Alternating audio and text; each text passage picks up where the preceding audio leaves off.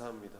먼저 나온 이유는 다름이 아니라 우리 어르신들 또 노년 세대분들께서 예배에 또 핸드폰을 켜놓으시는 문제 때문에 조금 문제가 돼서 지금 핸드폰을 꺼내셔서 소리 무음으로 해주시고 아니면 전원을 꺼주시면 감사하겠습니다. 한번 자기 핸드폰 확인하셔서 예배 방해가 되지 않도록 좀 부탁드리겠습니다. 우리 함께 옆 사람과 이렇게 인사하도록 하겠습니다. 예수님께서 부활하셨습니다. 예, 오늘은 이 찬양으로 함께 찬양하며 나아갑니다.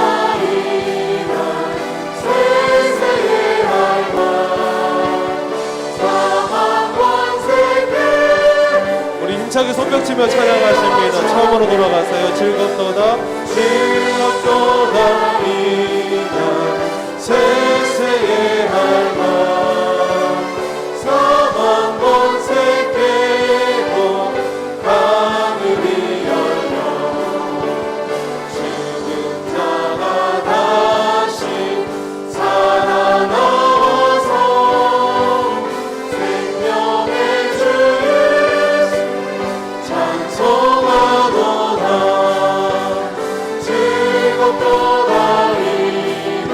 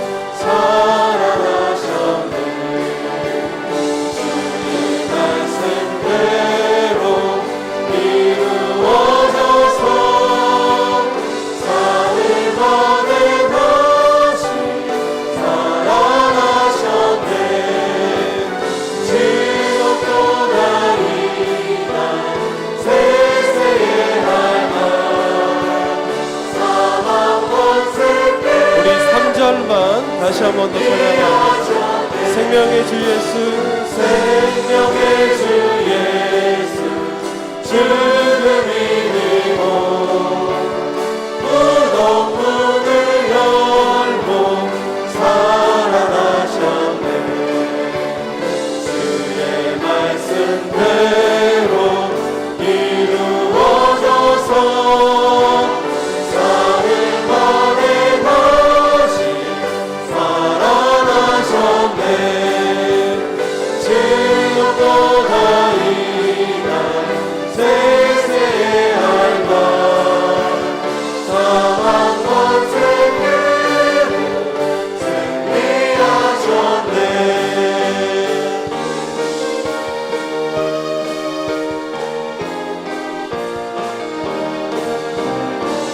주님께 영광 다시 사신 주 사망 권세 모두 이기시렸네. 믿어 입은 천사 너를 옮겼고 누우셨던 곳은 비어 있었네. 주님께 영광 다시 사신 주 사망 권세 모두 이기시오. 부활의 주님, 부활의 주님 나타나시사 두려움과 의심 물리치셨네. 주의 교회 기뻐 찬송하여라. 다시 사신 주님, 주님이었네.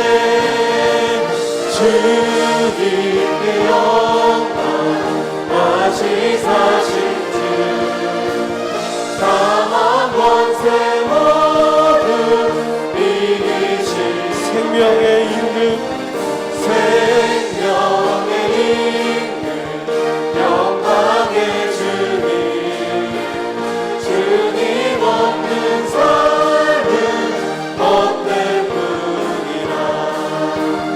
주의 사랑으로 세상 이기고 요단 건너보냐 가게 하소서.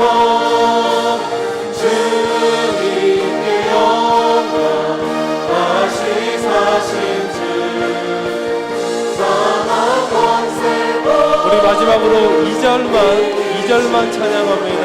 부활의 주님, 부활의 주님 나타나시사 두려움과 의심 물리치셨네. 주의 교회 기뻐 찬송하여라. 다시 사신 주님, 주님이었네. 주님께 영광 다시 사신 주 사망 권세 모두 이기시었네. 우리 부활의 주님을 찬양합니다. 오늘 들을 말씀을 위해서 또 담임 목사님을 위해서 다 함께 통성으로 기도하며 준비하며 나아갑니다. 다 함께 기도하시겠습니다. 하나님 아버지 감사합니다. 저희들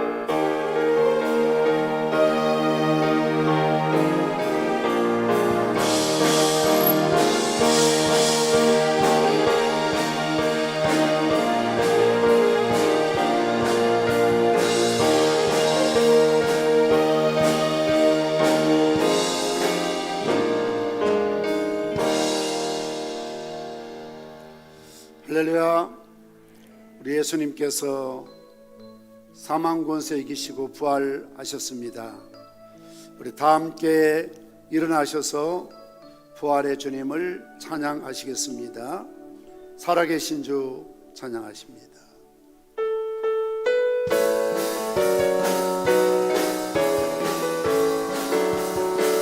주 하나님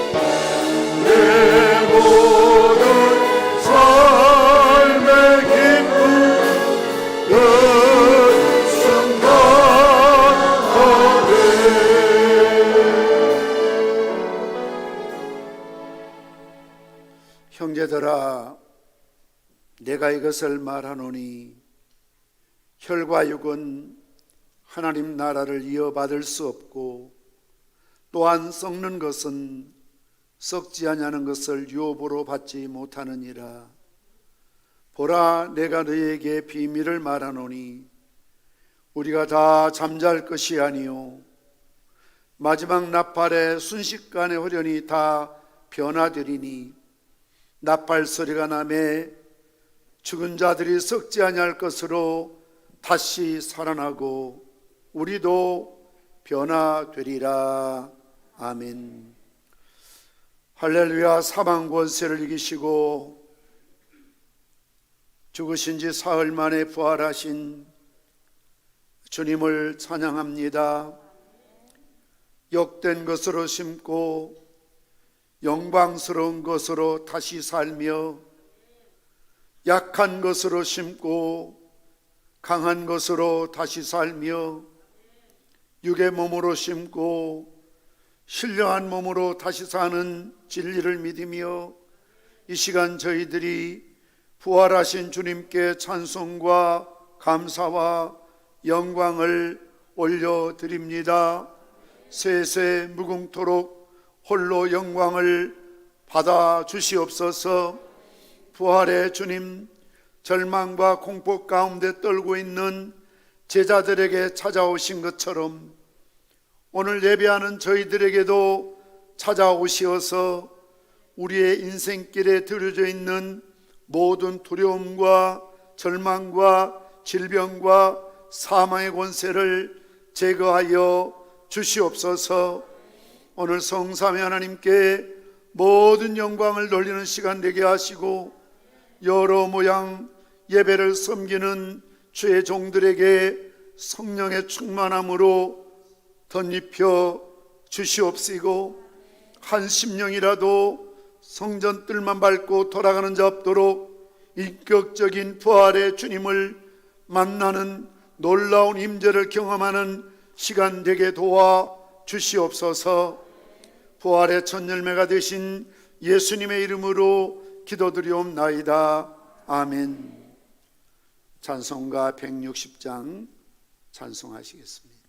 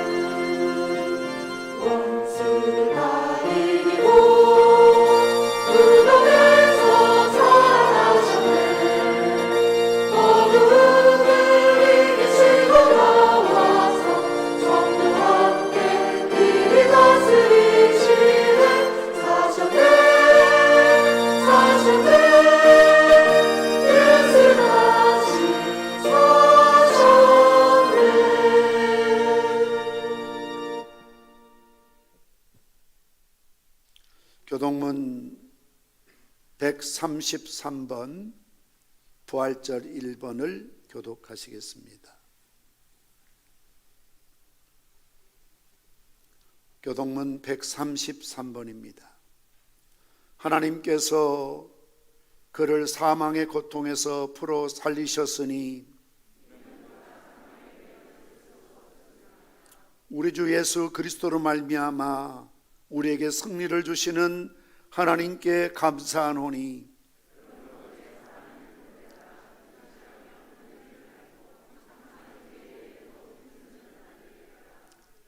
이 말을 할 때 예수께서 친히 그들 가운데 서서 이르시되 너희에게 평강이 있을지어다 하시니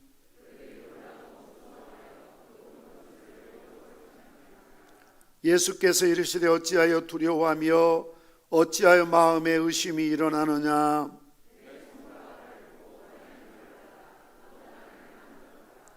영은 살과 뼈가 없으되 너희 보는 바와 같이 나는 있으니라.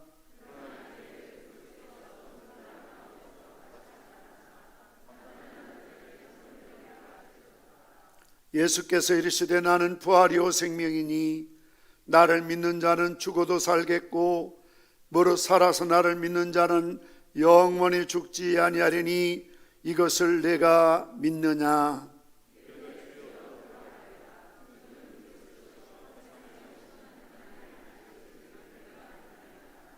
아멘. 사도신경으로 신앙 고백하시겠습니다. 전능하사 천지를 만드신 하나님 아버지를 내가 믿사오며 그의 아들 우리 주 예수 그리스도를 믿사오니 이는 성령으로 잉태하사 동정녀 마리아에게 나시고 본디오 빌라도의 고난을 받으사 십자가에 못 박혀 죽으시고 장사한 지 사흘 만에 죽은 자 가운데서 다시 살아나시며 하늘에 오르사 전능하신 하나님 편한 자 계시다가 저로서 산자와 죽은 자를 심판하러 오시리라. 성령을 믿사오며 거룩한 공회와 성도가 서로 교통하는 것과 죄를 사하여 주시는 것과 몸이 다시 사는 것과 영원히 사는 것을 믿사옵나이다. 아멘. 자리에 앉으시겠습니다. 하나님 말씀 누가복음 24장 1절에서 12절 말씀까지를 봉독해 드리겠습니다. 신약성경 139페이지 누가복음 24장 1절에서 12절 말씀까지를 봉독해 드립니다.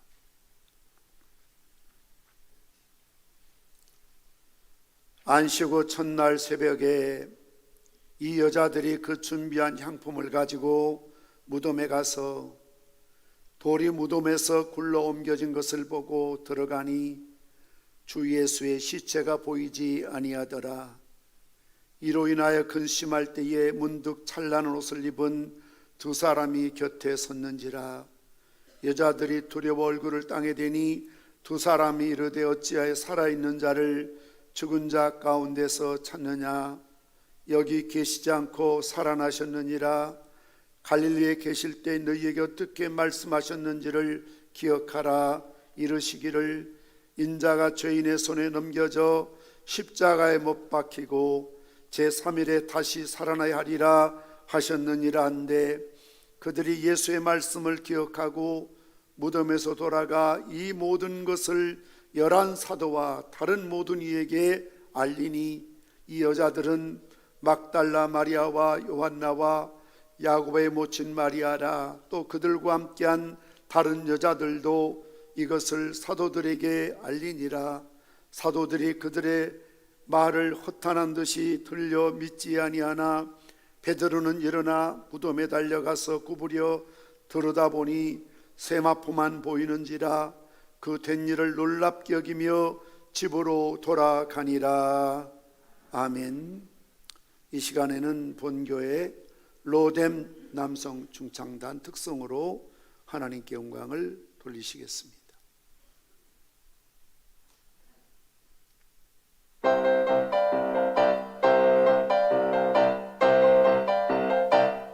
오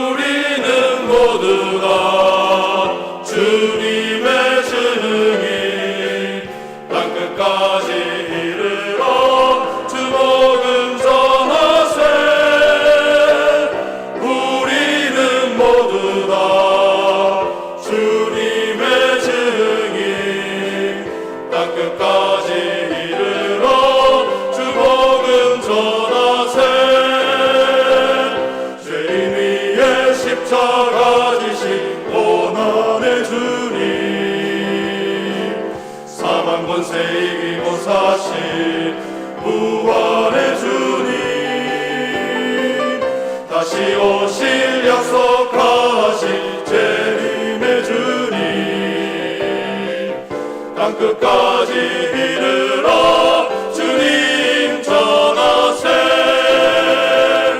너희들과 성도도 속으로 제자를 삼아 아버지와 아들과 성령의 이름으로 세례를 주고 내가 너에게 분부한 모든 것을 가르쳐 지키게 하라. 오직 성령이 너희에게 마시면 너희가 권능을 받고 예루살렘과 온 유대와 사마리아와 땅끝까지 이르러 내 증인이 되리라. 올지어다 내가 세상 끝날까지 너희와 항상 함께 있으리라. 복음 전하세. 죄인 위에 십자가 지신 고난의 주님, 사망 권세 이기고 사신 부활의 주님, 다시 오실 약속하신 재림의 주님, 땅끝까지 이르러 주님 전하세. 주님 전하세.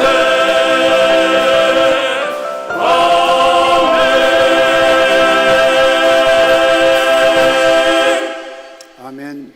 우리 하나님께 영광을 드리겠습니다. 감사합니다. 잠시 기도하시겠습니다.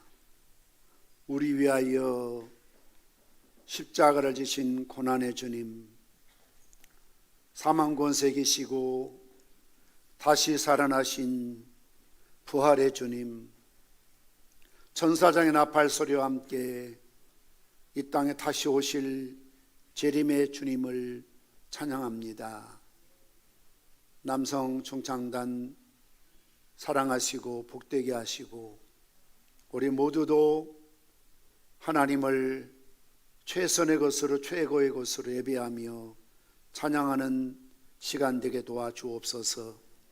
이 시간 다시 한번 주님 말씀 앞에 섭니다.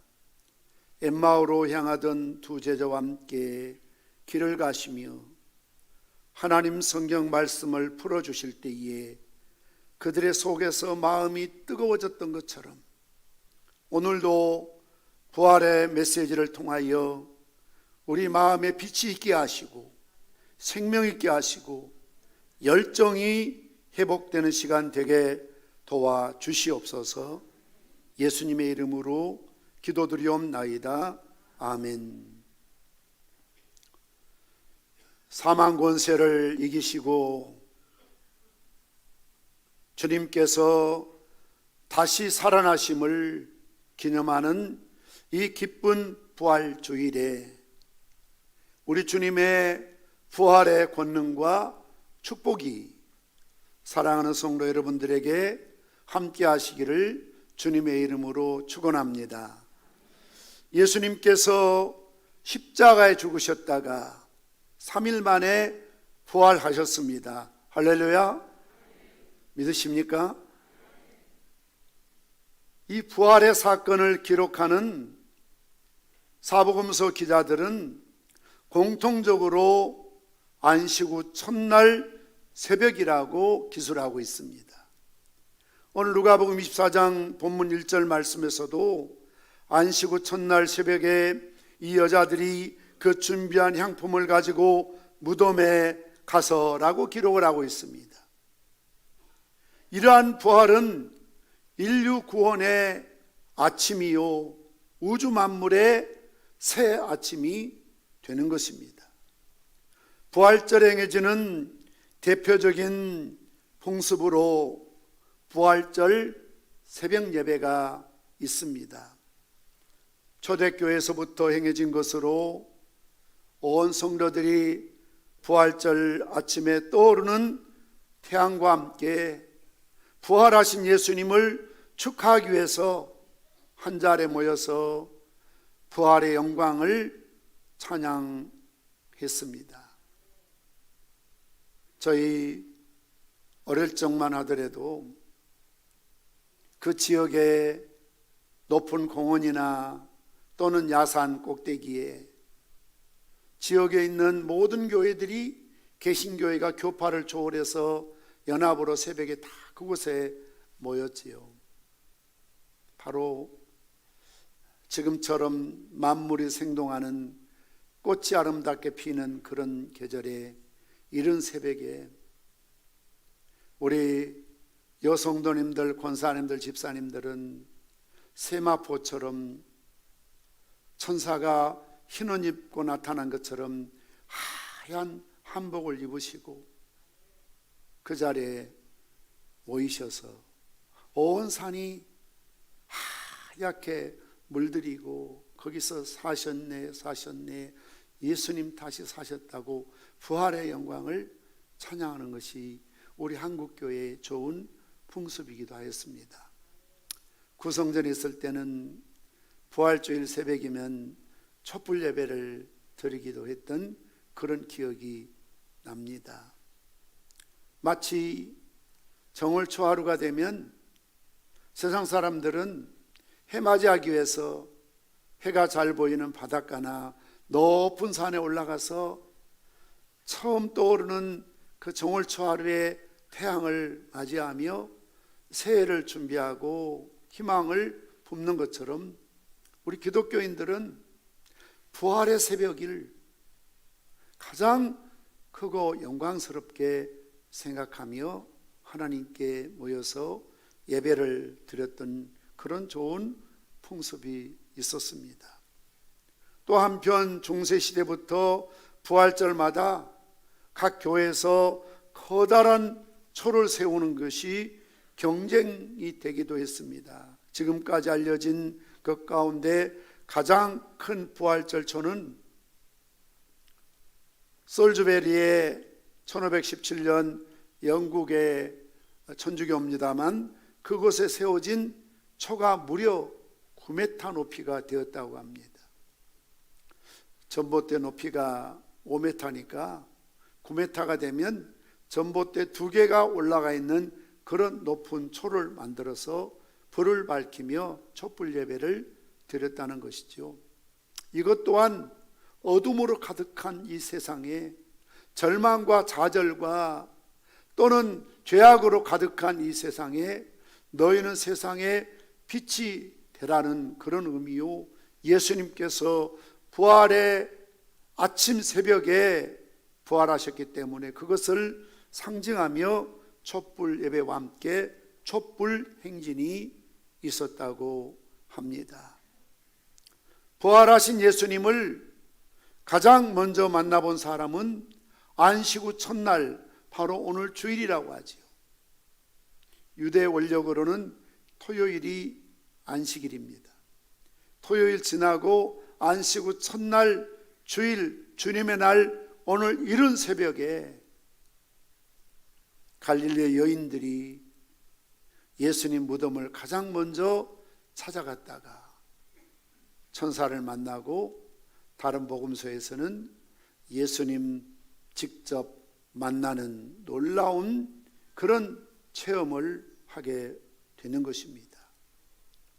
이들은 어떤 사람들이었기에 부활하신 예수님을 가장 먼저 만날 수가 있었고, 아니 부활하신 예수님께서 가장 먼저 그들에게 나타나셨을까요? 현현하셨을까요? 그들은 약한 자들이었습니다. 왜냐하면 그 당시에 여인들은, 여자들은 숫자에도 포함되지 않을 만큼 무시당하는 그런 신분들이었지요. 다시 말씀드리면 영광 중에 부활하신 예수님을 가장 먼저 만난 사람은 권력 있는 사람도, 힘 있는 사람도, 부자도, 그 당시에 기득권을 가지고 있는 종교 지도자들도 아니었다는 사실입니다. 가장 힘이 없고 연약한 여인들에게 주님이, 부활의 주님이 그들을 만나 주셨습니다. 로마서 5장 6절 말씀처럼 우리가 아직 연약할 때에 기약대로 그리스도께서 경건하지 않는 자를 위하여 죽으셨도다. 아직 연약할 때에, 죄인이었을 때에, 세상에 속해 있을 때에, 주님을 알지 못할 때에 주님께서 우리를 위하여 십자가에 죽으셨다라고 고백하고 있습니다. 두 번째는 버림받은 자들이 예수님 부활을 먼저 경험하게 됩니다. 오늘 24장 9절 10절 말씀 보면 무덤에서 돌아가 이 모든 것을 11 사도와 다른 모든 이에게 알리니 이 여자들은 막달라 마리아와 요한나와 야고보의 모친 마리아라. 또 그들이 함께한 다른 여자들도 이것을 사도들에게 알리니라. 아이러니컬하잖아요. 사실 부활의 주님을 사도들이 먼저 예수님 찾고 만나야 되는 것 아닙니까? 그런데 그들은 지금 뿔뿔이 흩어지고 말았습니다. 무서워서 두려워서 감히 무덤을 찾을 생각조차 못하고 있습니다. 심지어는 여인들이 와서 무덤이 비어있다, 예수님 부활하셨다 그렇게 전하지만 그들 가운데는 허탄한 이야기를 들은 것처럼 뭔 소리 하고 있냐, 헛소리 하지 말라, 꿈 같은 이야기 하지 말라, 이렇게 해서 예수님 부활을 사도들이지만 의심하는 자들도 있다는 거 아닙니까? 믿지 못하고 의심하는 자들이 있다는 거 아닙니까? 3년 동안 그렇게 주님께 듣고 배우고 수없이 예수님께서 부활에 대해서 말씀해 주셔서 심지어는 로마 군인들도 헤롯들도 그가 살아있을 때 사흘 만에 부활한다는 말을 했기 때문에 더 군대를 포강해서 무덤을 단단히 지키라고 명령을 내릴 정도로 적들은 알고 있었지만 막상 주님을 따르고 있었던 사도들, 제자들은 그 사실을 믿지 못하고 있습니다. 그러나 갈릴리 여인들, 특별히 그들 가운데는 막달라 마리아가 있어요. 귀신 들려서 가족으로부터, 세상으로부터 버림받은 소외된 이 불쌍한 여자들 아닙니까? 그런 여인들에게 주님이 부활의 영광의 몸을 보이시고 찾아주신 것이지요. 만나주신 것입니다. 세 번째는 안식 후 첫날 새벽에 이 여자들이 그 준비한 향품을 가지고 무덤에 갔다라고 말하고 있습니다. 이들은 목숨을 내걸고 죽으면 죽으려는 각오로 무덤을 찾는 여인들이었습니다. 예수님께 바르기 위해서 미리 준비한 향품을 가지고 무덤을 찾아갔던 여인들이죠. 이처럼 우리가 예수님 만나기 위해서는 준비가 필요합니다. 주님은 이처럼 주님을 만나기 위해서 정성으로 준비하는 자들에게 나타나셨던 것을 볼 수가 있습니다. 우리가 다시 재림하실 주님을 만나기 위해서 늘 준비해야 되지 않습니까?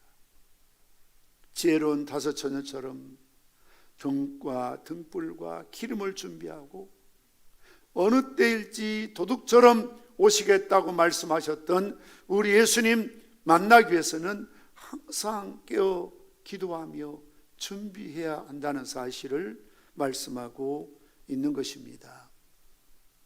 예수님께서 만일 십자가에 죽으심으로 막을 내리셨다면 공자나 석가나 소크라테스나 다를 바가 없었을 것입니다. 그러나 기독교는 부활이라는 이 놀라운 사건 위에 기초를 두고 있습니다. 우리 예수님이 태어나신 이 날을 역사의 분기점으로 삼아서 예수님 태어나기 전을 BC, Before Christ라고 해서 주전이라고 하죠.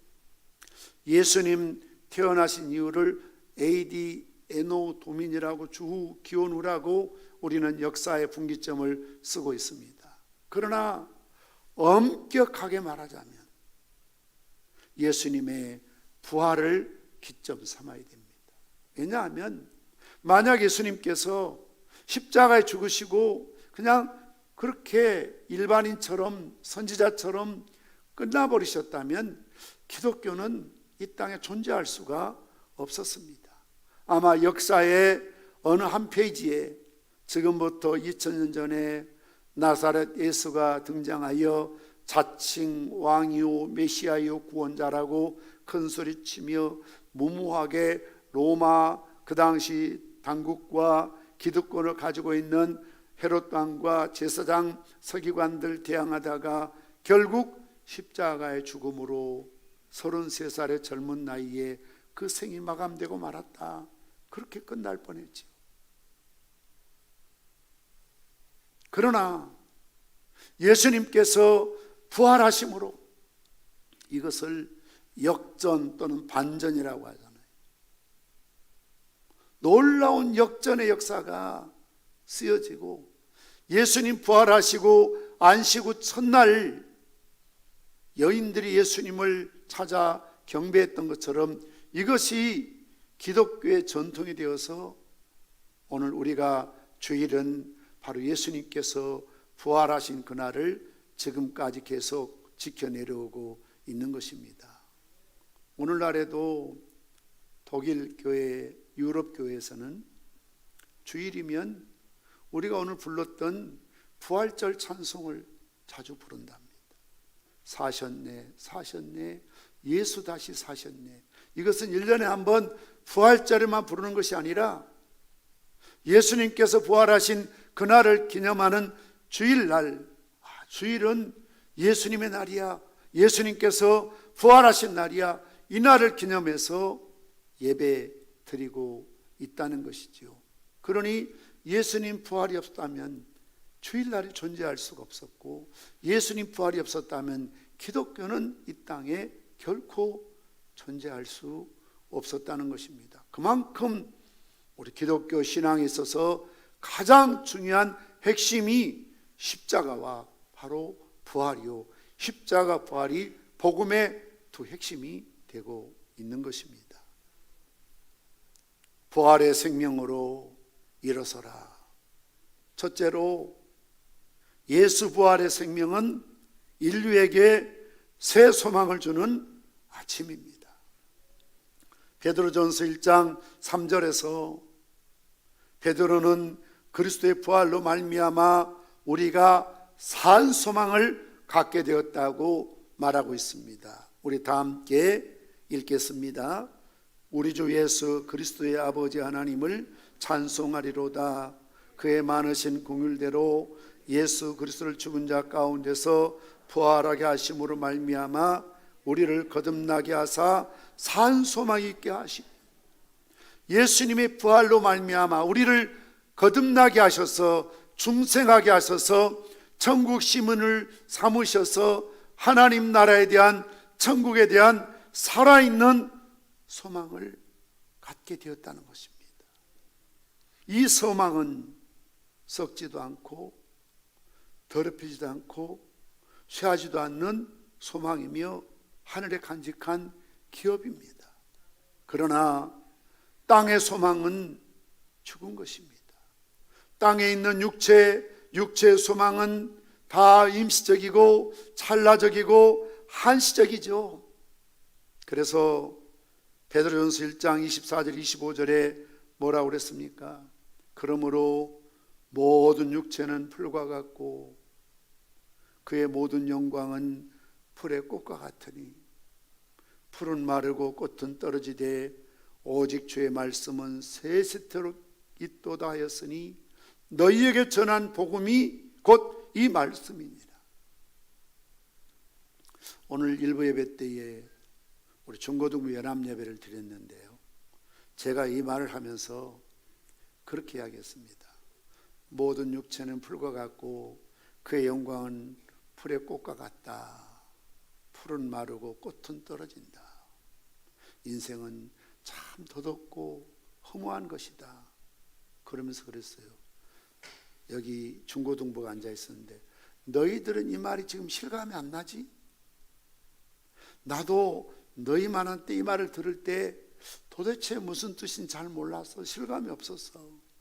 그런데 그 당시에 이 줄에 앉아 있는 50대 60대 된 분들은 어느 정도 끄떡끄떡하고 일부 예배 때는 안 계셨지만 저 끝에 앉아있는 우리 아브라함의 또 머리가 허여신 분들은 그래, 인생이 풀과 같고 그 영광이 풀의 꽃과 같다. 뼈저리게 실감하죠.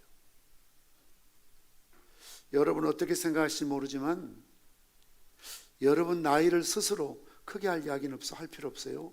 스스로 내 나이가 올해 몇이다 속으로만, 내 나이가 올해 한국 나이로 몇 살이시다.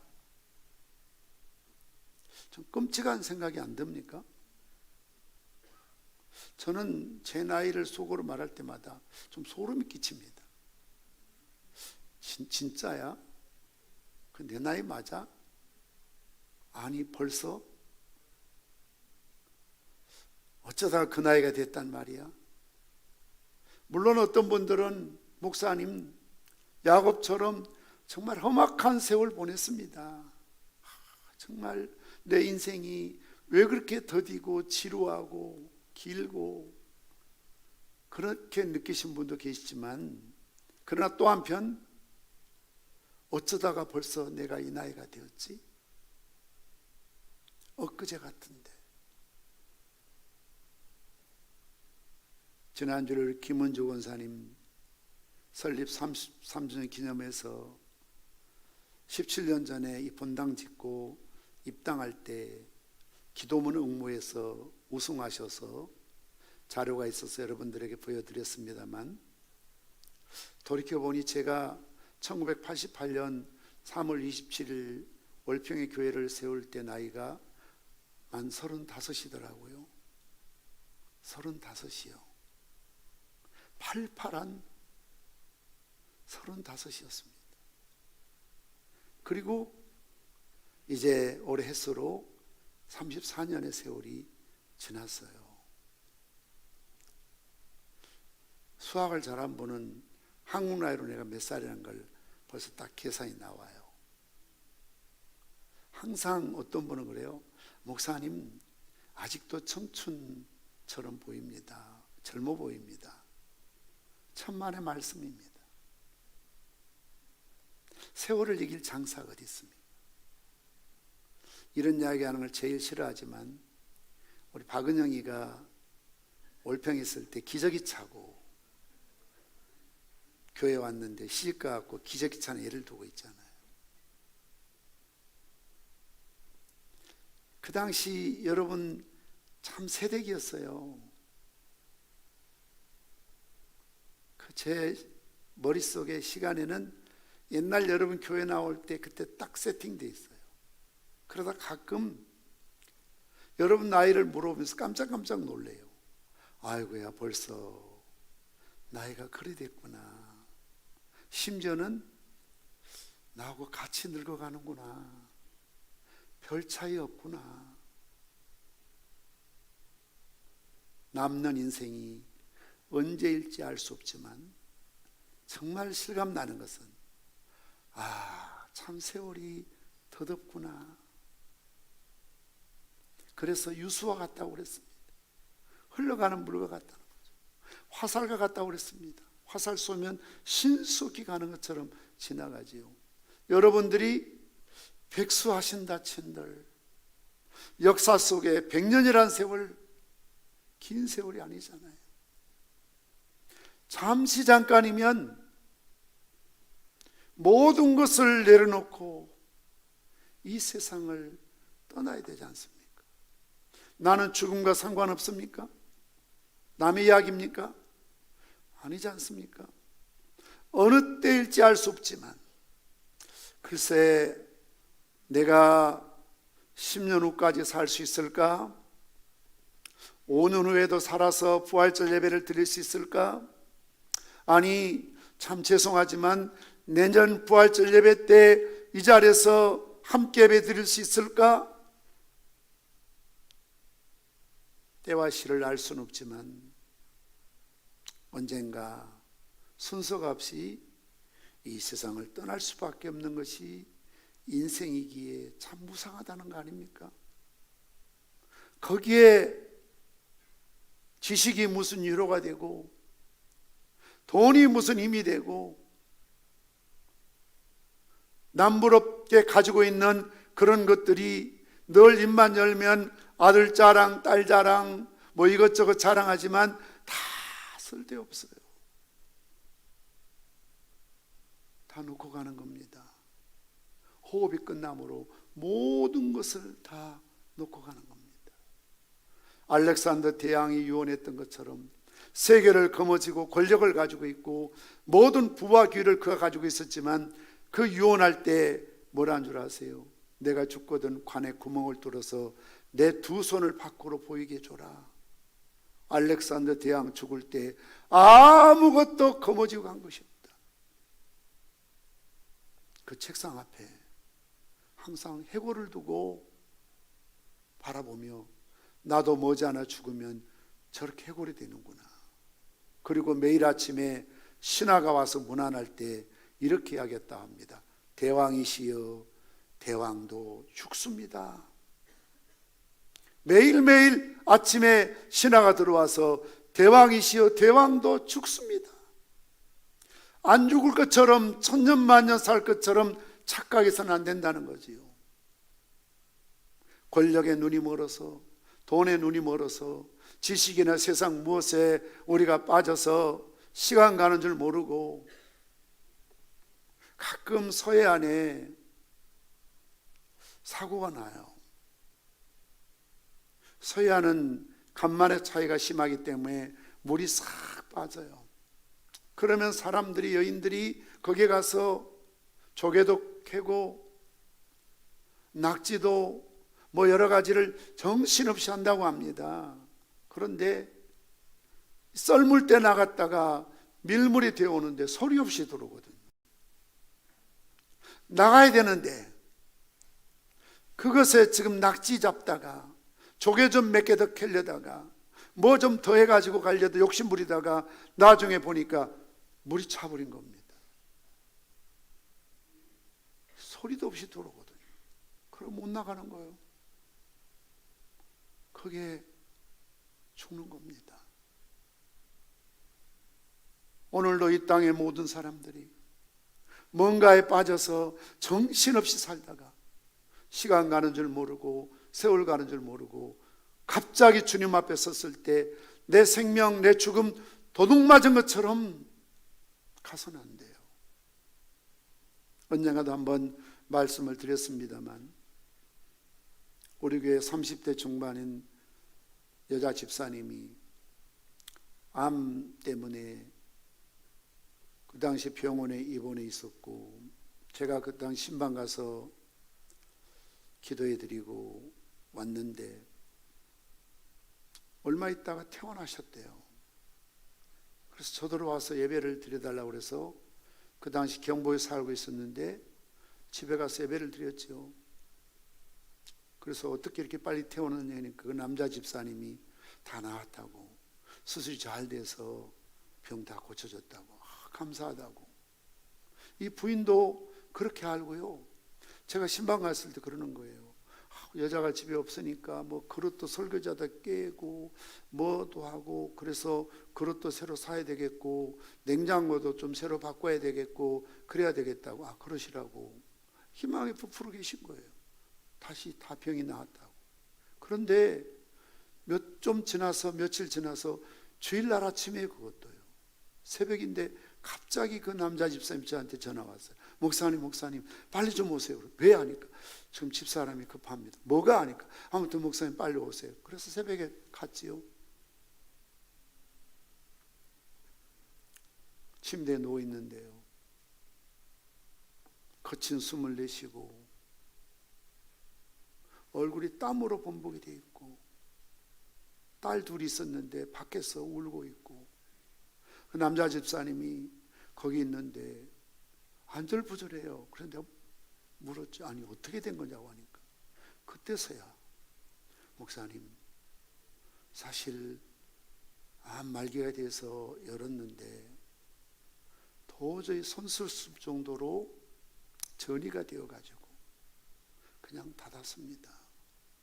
병원에서 더 이상 손 쓸 수 없고 약이 없으니까 집에 모시고 가셔서 먹고 싶은 것 하고 싶은 것 하시도록 그렇게 준비하라고. 그래서 시한부 인생이 돼갖고 어느 때 돌아갈지 모르는 상태에서 퇴원을 했다는 거예요. 아무도 몰라요. 자기만 아는 거예요. 내가 화를 냈죠. 아니 왜 우리가 예수 믿는 사람인데 내 생명을 목숨을 도둑 맞는 것처럼 그렇게 본인도 모르게 죽어야 되냐고. 죽으면 천국 갈 사람인데 준비해야지. 가니까 그래요. 목사님 내가 왜 이래요? 이제 마지막 숨을 거두는 찰나에 내가 왜 이래요? 불과 얼마 전에 신방에 있을 때 그릇도 사야 되고 냉장고도 바꿔야 되겠다고 말했던 집사님인데 목사님 내가 왜 이래요? 그래서 가서 집사님 너무나 안타깝지만 떠날 시간이 됐으니까 깜짝 놀라는 거예요. 아니 나 다 고쳤다면서요. 손 쓸 수가 없었대. 나 어떡해요? 그래. 나 어떡해요? 우리에게 천국이 있잖아. 잠시 이 고통의 때가 지나면 주님 품에 아버지의 품에 우리는 안기게 돼. 집사님 이제 천국 갈 준비하자. 그리고 다 내보내고 남편 들어오라고 그랬어요. 집사님이 이 세상 떠나기 전에 어린 딸 둘이 있는데 마지막 하고 싶은 이야기 꼭 해라. 남편한테 집사님 아내 세상 떠나기 전에 네 하고 싶은 이야기 좀 해. 둘이 시간을 좀 줬어요. 그리고 나중에 남편을 나오라고 하고 두 딸을 좀 어느 정도 초등학생이었으니까 들여보냈어요. 너희 엄마가 이제 이 세상을 떠나야 된다. 엄마한테 마지막 남기고 싶은 이야기 해라. 그리고 여집사님이 들었어요. 집사님 사랑하는 두 딸한테 꼭 남기고 싶은 이야기, 이 생 떠나기 전에 꼭 유언을 해라. 남겨라. 그렇게 해서 또 마지막 유언할 수 있는, 그리고 떠난 엄마한테 평상시에 못했던 그런 이야기를 하게 했지요. 여러분, 물론 병원에서는 충격받을까 싶어서, 좌절할까 싶어서 본인에게 안 알리고, 심지어 가족들도 환자를 위해서 안 알리는 게 좋겠다 싶어서 알리지 않을 경우도 있습니다만 저는 그렇게 생각하지 않아요. 준비해야지, 준비를. 여행을 가도 준비하고 가야 되잖아요. 아무 준비 없이 맨몸으로 갈 수 없잖아요.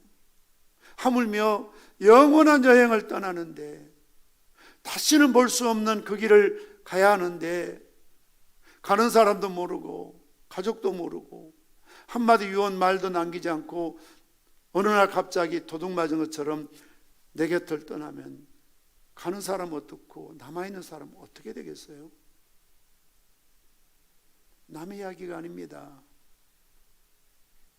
그래서 참 열암되고 죄송하지만 우리 제자반 때 그런 숙제를 냈는데요, 유언을 써봐야 돼요. 지금부터 유언을요. 유언을 좀 남기십시오. 육성으로 남기셔도 되고요, 글로 남기셔서 아들, 딸들에게, 손자, 손녀들에게 하고 싶은 이야기, 하다못해 몇 월 며칠 고로 내가 누구한테 빌린 돈이 얼마고 누구한테 갚아줄 돈이 얼마 있다, 이것도 좀 써놓고 가시라고. 옛날 박관장만들 돌아가시고 갑자기 세상 떠나면 돈 받을 사람은 아무도 모르고 전부 빚쟁이들만 찾아와서 돈을 내놓으라는 거요. 지금이야 유산 포기, 상속 포기해서 부모의 빚이 자식에게 받지도 않고 주지도 않고 그렇게 법이 되어 있지만, 옛날에는 그렇지 않아요. 부모들이 남겨놓은 빚을 자식이 몽땅 지고 평생 갚아도 다 못 갚는 그런 시절이 있었거든요. 그러면 누구한테 받을 돈도 있을 거 아닙니까?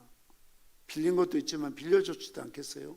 그럼 이런 것들을 조금 써놓고, 하다못해 보험이 어디 들어있으니까 참고하라는 둥, 이런 거를 좀 써놔야 돼요. 더군다나 우리는 천국을 소망하고 살지 않습니까? 사망이 아니라 잠자는 자들이지 않습니까? 반드시 주님 앞에 깨어날 산 소망이 있지 않습니까? 살아있는 소망이요. 이 세상에는 거짓 희망이 많아요. 거짓 소망이 참 많아요.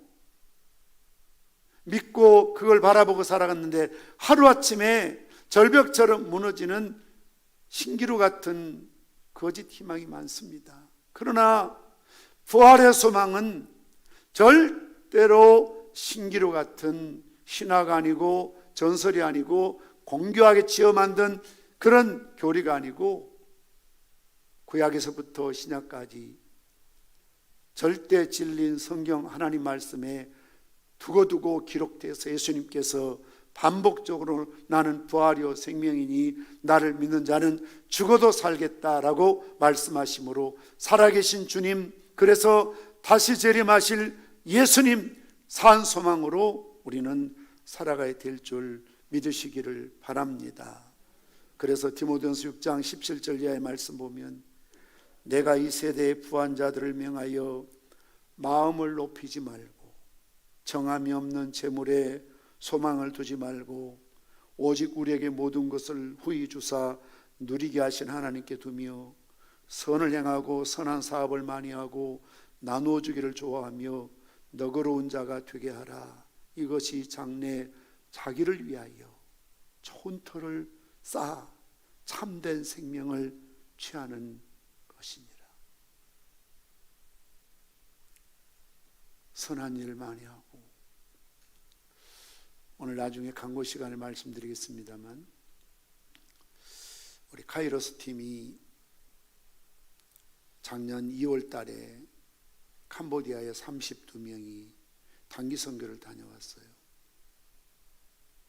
시엔님의 우리 김창훈 선교사님 사역하는 예수마을을 다녀왔는데, 그때 영상을 나중에 보겠습니다만 김창훈 선교사님이 우리를 데리고 버스를 타고 이제 신학교를 지을 그 반듯하게 생긴 부지를 보여주고 조감도를 보여주면서 이곳에 캄보디아 장로교 신학대학교가 푸넴폰 수도에 아주 멋지고 크게 있어요. 이제 그 푸는 시엔님에서 푸넴폰 가려면 비행기 타고 서너 시간 가야 돼요. 멀어요. 그런데 이 시엔님이 트라이앵글이라는 지역이 돼서 요즘 시끄러운 건 미얀마 바로 인접해 있고 라오스가 가깝고 캄보디아 가까워서 굉장히 도시 교통의 물류의 문화의 요충 지역이에요. 그럼 여기 신학교가 세워지면 캄보디아 학생뿐만 아니라 미얀마에서 라오스에서 선교사님들이 전도해서 이 앞으로 목회할 소위 온주민들 신학생들을 훈련해서 목사로 선교사로 파송할 수 있는 아주 중요한 그런 센터가 되는 겁니다. 그러면서 여기에 신학교가 세워지도록 기도해 달라고 그래서 우리가 그때 거기서 카이로스 팀과 합심으로 기도했죠.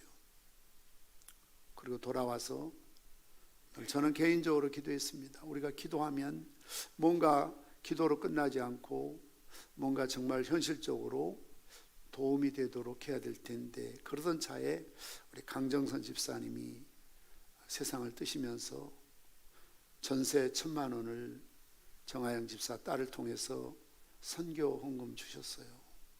그리고 우리 황충미 권사님이 남편 암 때문에 받은 보험료 500만 원을 또 선교 헌금으로 주셨습니다. 그래서 이것을 학교 짓는 데 보내야 되겠다 생각하고 기도하고 있었는데, 참 하나님이 오묘하시게도 저하고 잘 아는 서울 동산교회 이제 은퇴하시고 원로 목사님 되셨는데 김재호 목사님이 그 푸넴폰 장로신학교 총장으로 이제 새로 거기 가서 섬기게 되시죠. 제가 너무 공교롭다. 생판 모르는 사람이 아니고 이 일을 잘 해낼 수 있는, 그래서 말씀드렸더니 너무 감사할 일이라고, 평상교에서 보내준 그 헌금이 신학교 짓는 종잣돈이 될 수 있겠다. 부전교회 백남도 장로님이 사당동의 총신대학교 땅을 개인적으로 사서 헌납합니다. 그러면서 그분이 참 유명한 말씀하셨어요. 그분은 이 전도에 열정이 있어서 월급을 주고 전도하는 전도사님들을 사서 월급 주면서 전도를 시켰거든요. 그런데 그분이 신학교를 세우는 것보다 더 확실한 전도가 어디 있겠느냐. 그 신학교에 나온 목사님들이 선교사가 되고 목사가 되고 전도할 때 얼마나 많은 영혼을 구원할 수 있겠느냐. 그래서 그분이 개인적으로 송을 타올 그때 하실 때에 사당동 엄청난 부지를 개인적으로 사서 학교에 헌물했습니다. 그런 측면에서 이제 우리가 드리는 이런 헌금들이 신학교를 세워지고 그 신학교에서 수많은 목사님들, 선교사님들이 배출되면 얼마나 많은 영혼들, 동남아시아를 복음화시킬 수 있는 그런 요람이 되지 않겠습니까? 이런 선한 일에, 복음 전한 일에 기도할 뿐만 아니라 참여해야 돼요. 참여하십시오. 돌아가시면서 전세 1,000만 원이면 얼마나 힘들게 사신 분입니까? 그 돈 전부를 내가 평생 한번 하나님 앞에 선교헌금 못 드렸는데 너는 이것 없어서 살 수 있잖아. 헌금했으면 좋겠다. 남편이 암에 걸려서 보상받은 그것 중에 떼가지고 선교헌금으로 또 내놓으시고요. 눈물겨운 그런 아름다운 열매들이죠. 주님 나라에서 얼마나 참 귀한 일인지, 자기를 위하여 좋은 터를 쌓아 참된 생명을 취하는 일인지 몰라요. 두 번째로 부활의 생명은 믿음의 확정을 주는 사건이지요.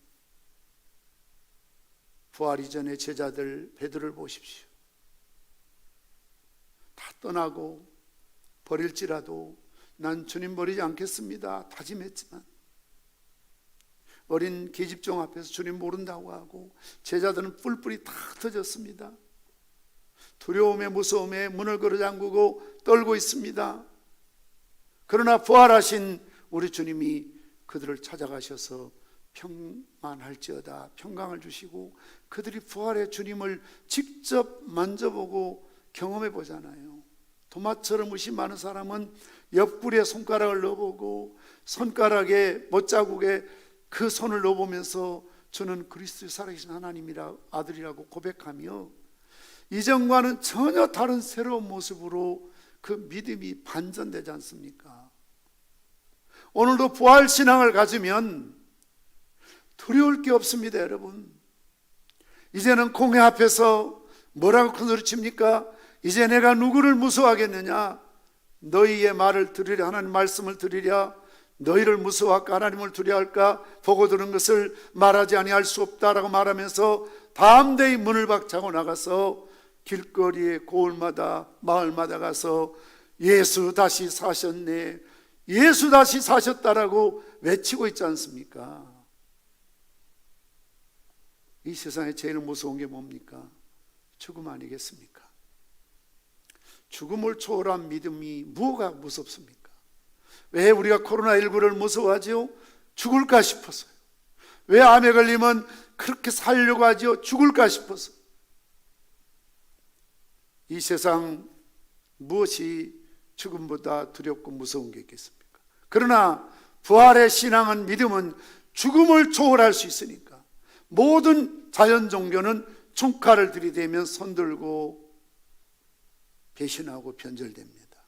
그러나 기독교인들은 총칼을 들이대도 죽여달라고 합니다. 나는 죽으면 주님 품에 갈 수 있다는 부활의 신학이기 때문에 예수 믿는 사람은 총으로도 칼로도 감옥으로도 매로도 그 사람들 변절시킬 수가 없어요. 그게 믿음입니다. 이게 기독교의 핵심입니다.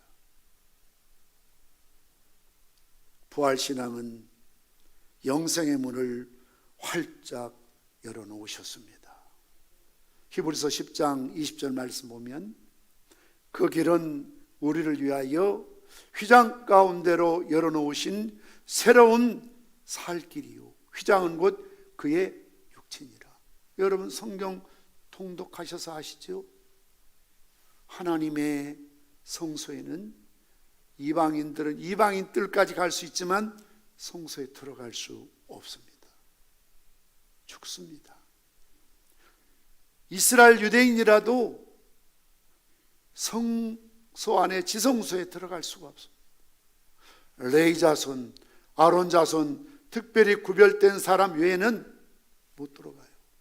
얼마나 무서운 곳이면 심지어는 1년에 한 차례씩 대제사장이 대속죄일에 이스라엘 백성들의 모든 죄를 속하기 위해서 거기에 들어갈 때 그가 입었던 에봇의 밑에 소리나는 구슬을 달게 하잖아요. 왜요? 다리를 끈으로 묶어요. 딸랑딸랑딸랑 소리 나면 제사장이 그 안에 좀 살아서 움직인다는 거예요. 근데 죽어서 쓰러지면 딸랑딸랑 소리가 안 나면 사람 들어가면 죽기 때문에 묶어놓은 줄로 끌어내야 돼요. 얼마나 살벌하고 긴장된 그런 장소였습니까, 여러분? 웃사는 법계 손대서 안 될 집한데 됐다가 즉사하지 않습니까? 그것이 바로 성소고 지성소입니다, 여러분. 그런데 예수님께서 십자가에 죽으시고 숨을 거두는 순간 예루살렘 성전 안에 성소와 지성소를 가로막고 있는 휘장이 위로부터 쫙 하고 찢어지잖아요. 갈라지잖아요. 그 말씀이에요. 그 길은 우리를 위하여 휘장 가운데로 열어놓으신 새로운 살 길이요 휘장은 곧 그 육체니라. 예수님께서 율법을 완성하시고 이제 휘장을 찢으심으로 이제는 믿는 누구라도 하나님의 거룩한 영적인 지성소에 나갈 수가 있어요. 은혜의 보좌 앞에 담대히 갈 수가 있어요. 그러니 얼마나 우리에게 활짝 열려진 영생의 길이요 생명의 길입니까? 마지막 네 번째는 부활 생명은 우리 예수님께서 재림하실 때 공중에서 주를 영접하여 항상 있게 하시겠다라고 하셨습니다.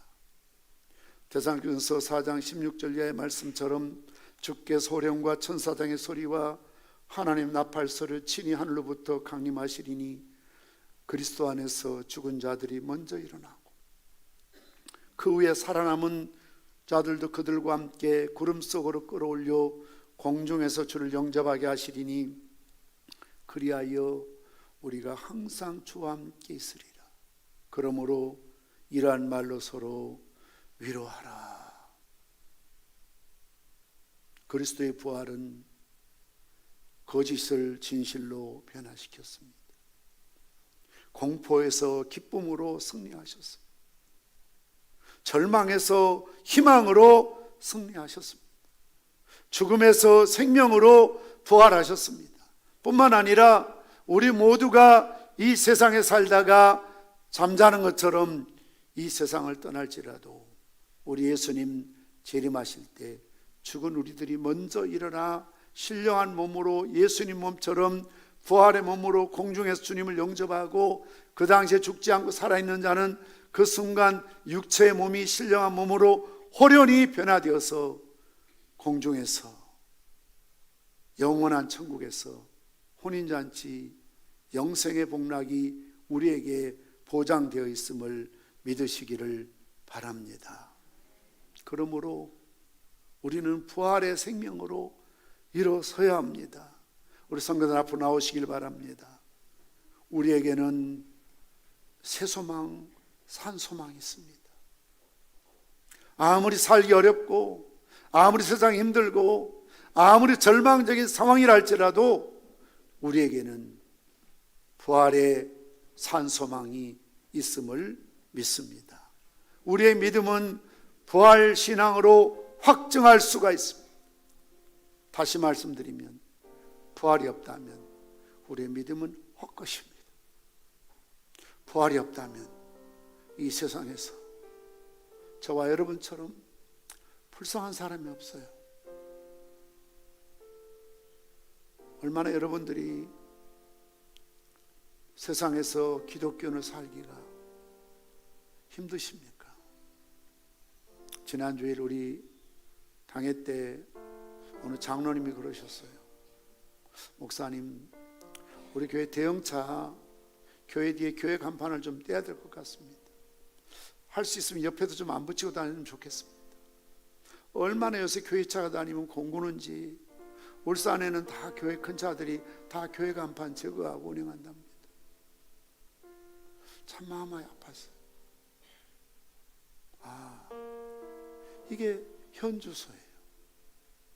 여러분 직장에서 교회 갔다 왔다고 하면 벌레 씹은 얼굴로 쳐다보지. 여러분 자식들도 형제들도 교회 가지 말라고 하지. 어쩌다가 이렇게 기독교가 매장당하고 있는지 모르겠어. 모든 언론에서 교회가 무슨 코로나 주범인 것처럼, 만들어낸 제조공장인 것처럼 그렇게 해서 이제는 어디 가서 내가 목사라고 교회 다닌다라고 평산교회 권사의 장로라고 말하기도 부담스러운 그런 시대를 우리가 살아가고 있습니다. 그러나 여러분, 그럴 때마다 항상 기억하십시오. 예수님도 이 땅에 계실 때 세상이 그렇게 미워했습니다. 욕했습니다. 비난했습니다.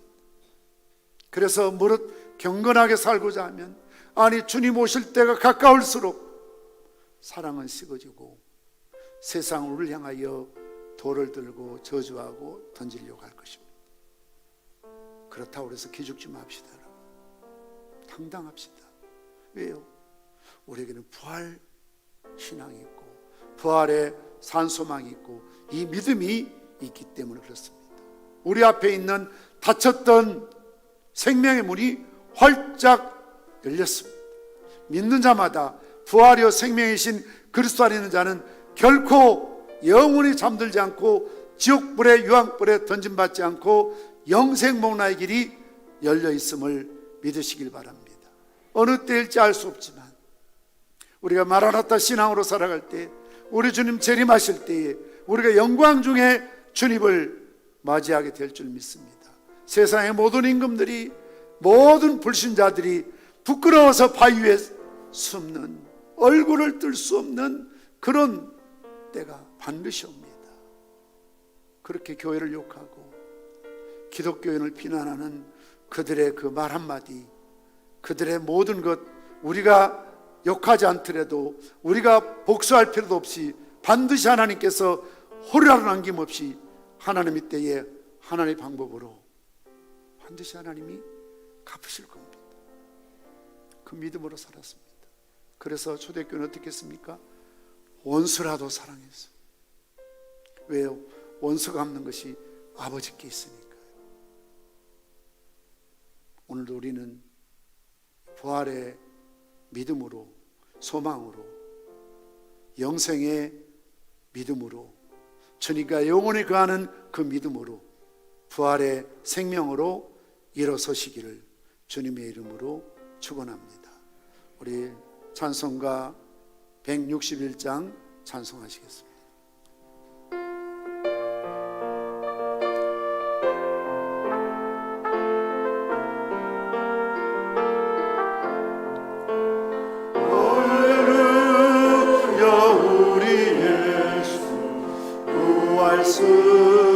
전사와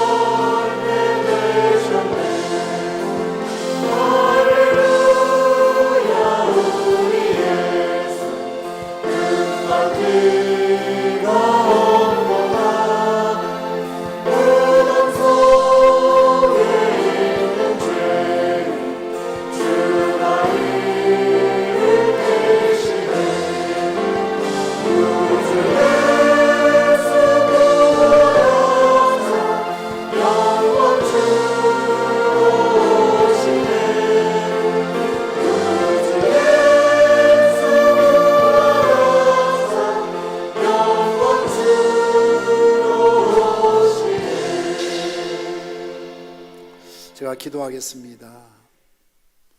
무덤에서 부활하심으로 영원한 승리를 우리에게 보여주신 아버지 하나님, 우리에게 새 소망, 산 소망 주셔서 감사합니다.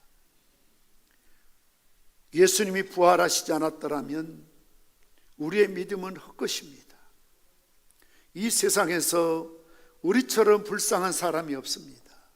그러나 예수님 부활하심으로 믿음을 확증시켜 주셔서 감사를 드립니다. 부활은 거짓을 진실로 변화시켰습니다. 부활은 공포에서 기쁨으로 승리하셨습니다. 부활은 절망에서 희망으로 승리하셨습니다. 예수님 부활은 죽음에서 생명으로 부활하셨습니다. 이 부활의 놀라운 능력이, 권세가 우리의 가정 안에서, 직장 안에서, 교회 안에서, 사업 안에서 새롭게 다시 한번 부활의 능력이, 권세가, 역사가 나타나지게 도와주시옵소서. 어려운 시대를 살아가고 있지만 부활의 생명으로 일어서게 하여 주시옵소서. 당당하게 하시고 용기 있게 이제 부활 신앙으로 살았던 제자들처럼 죽음을 불사하는 그런 신앙의 용기 있는 모습으로 세상을 이기고 환경을 이기고 자신을 이기며 살아가게 도와주시옵소서. 아버지 하나님, 받은 바 은혜와 사랑을 감사하며 부활의 기쁨을 누리며 주님 앞에 부활절 감사한금 드립니다. 기쁘게 받아 주시옵소서. 주일헌금, 11조헌금, 헌당구자헌금, 여러 가지 감사의 제목들을 가슴에 품고 주님 앞에 드립니다. 비록 작은 인물이지만 저희의 많은 땀과 큰 정성을 담겨 드리오니 하나님, 저들의 손길을 풍성하게 하시고 100배로 1000배로 만배로 채우시고 갚아 주시옵시고 저들의 창고에 흔들어 넘치도록 채워주시어서 적자 인생이 되지 않게 도와주시기를 원합니다. 이 헌금이 쓰여지는 곳에 하나님의 놀라운 생명의 역사가, 부활의 역사가, 복음의 역사가 나타나게 하여 주시옵소서. 예수님의 이름으로 기도드리옵나이다. 아멘.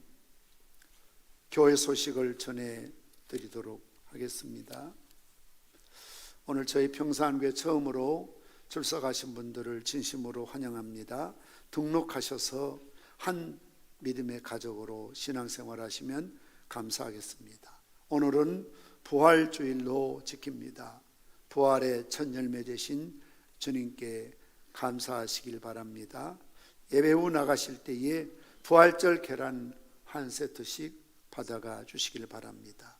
오늘 예배 후에 각 기관 정기 올레가 있습니다.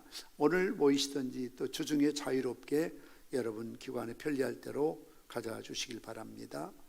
셀별로 구글 듀오를 통한 셀 모임, 온라인 모임을 꼭 잘 가져주시고요.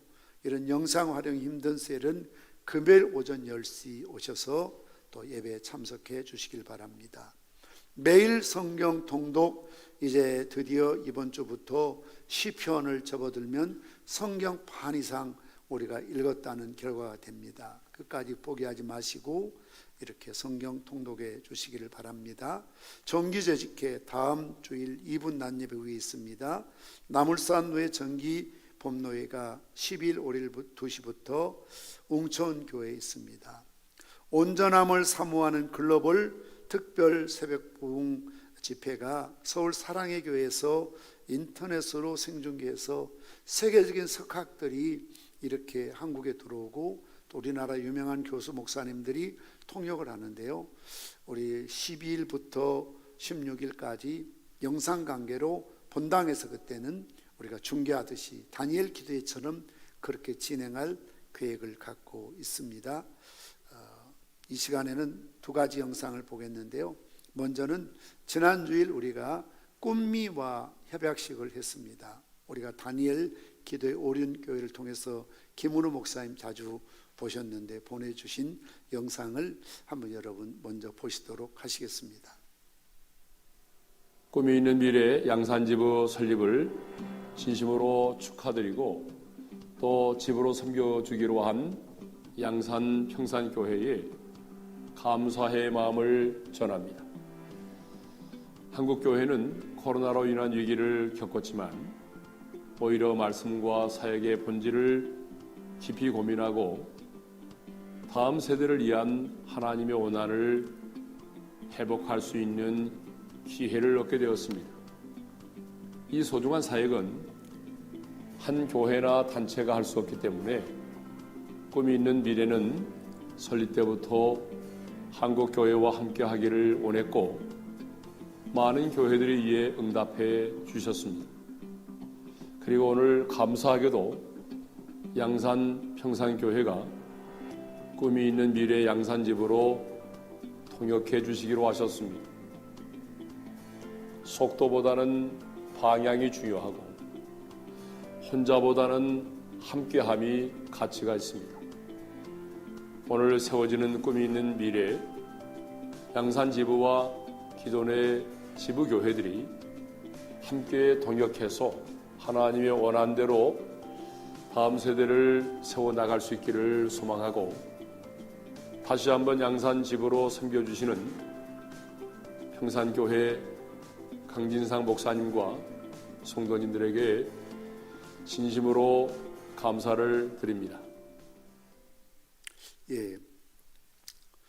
그리고 또 하나의 영상은 앞에 설교 시간에 말씀드렸습니다만 캄보디아 장로교 신학대학교 스엔님 분원 건축원금을 전달할 겸 김재호 총장님이 18일 주일 1부, 2부 예배 시간에 오셔서 말씀을 전하시고 또 우리가 11일 주일에 봉투를 만들어 드리겠습니다만 또 우리 교회가 또 모든 성도들이 특별히 카이로스 현장에 갔다 오신 분들이 기도하셨지만 또 이런 일에 더 관심을 갖고 참여해서 그때 전달할 계획입니다. 영상을 잠깐 한번 보시죠.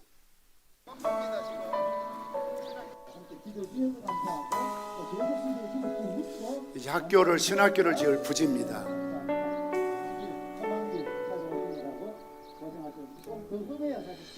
건축을 해야 될 필요성 때문에 작년 이제 후반기 우리가 회의를 거듭하면서 어떻게 할 건가 기도하던 중에 이 그림을 그려낸 겁니다. 믿음으로 함께 그림을 그렸고 이 그림이 우리의 기도대로 이곳에 하나님께서 세워주시는 역사를 우리가 기대하면서 함께 기도합니다. 그래서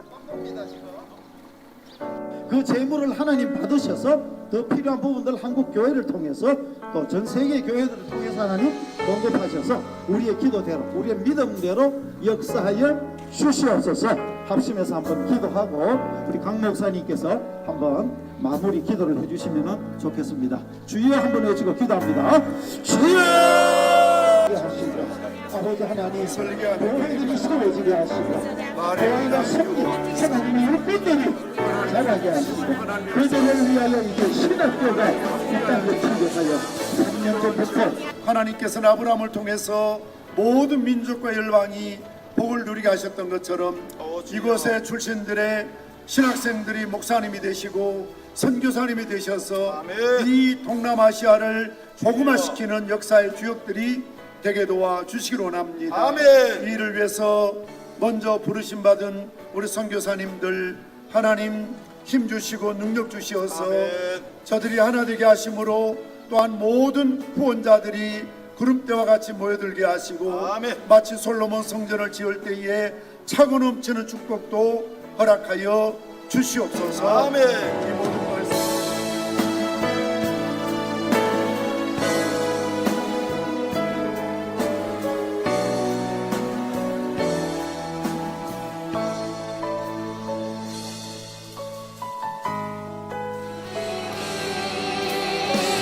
주시는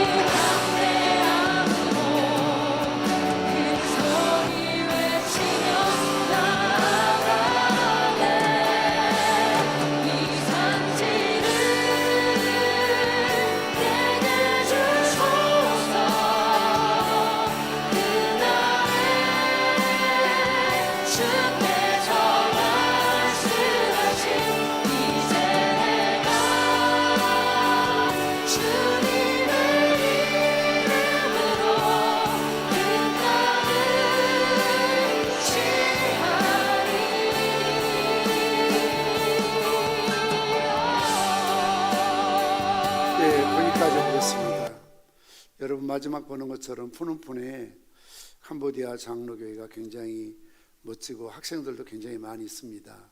그러나 이제 시엔넴이 너무 멀기 때문에 서울보다 우리가 더 먼 거리니까요, 비행기로 거기에 새롭게 신학교를 세워서 트라이앵글, 미얀마, 라오스, 캄보디아를 커버해서 동남아시아의 복음을 참 수출하는 그런 전진기지가 되는 학교가 되고, 우리가 보내드리는 이 헌금이 종잣돈이 되어서 이제 거기에 새로운 신학교 공사가 시작될 그런 전망입니다. 위에서 기도하시고 참여해 주시기를 바랍니다. 다른 광고는 주보를 참고해 주시고요.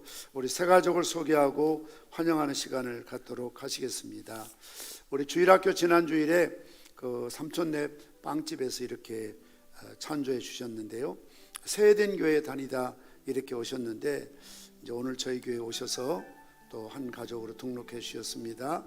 우리 강중군 직분이 안 써 있네요. 집사님이신지 앞으로 좀 잠깐 나오시고, 섬기미는 우리 안춘식 집사님, 인도는 이순옥 집사님 인도에 주셨습니다.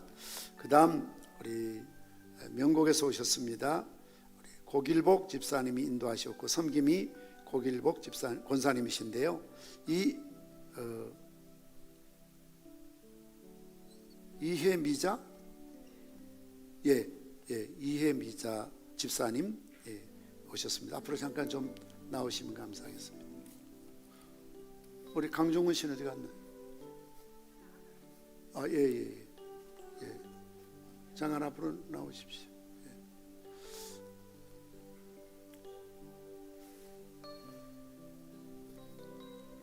우리 환영가 부르겠습니다.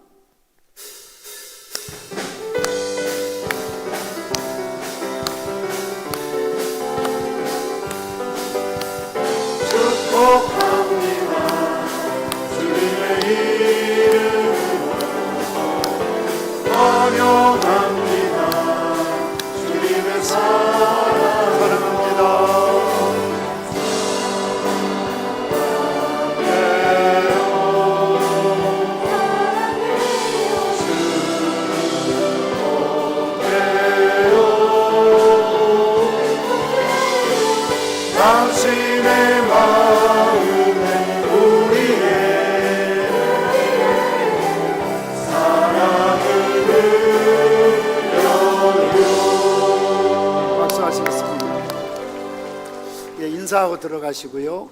끝난 다음에 꼭 사진 한 장 찍으시고 선물도 받아가 주시면 감사하겠습니다. 우리 다 함께 나셔서 폐회성 부르시고 축도함으로 예배를 마칩니다.